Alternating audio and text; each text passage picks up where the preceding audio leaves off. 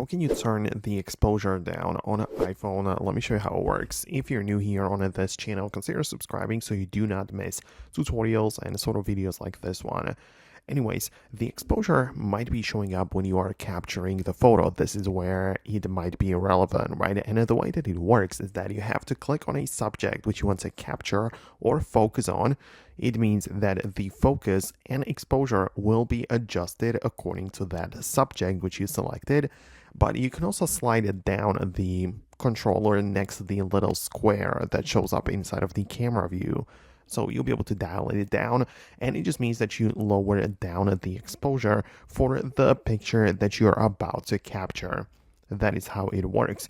Of course, there are different camera applications. For example, the Final Cut camera, where you have it set up a bit of a, in a different way, sort of, where you control it manually all the time, not just when you tap the screen and focus on the subject.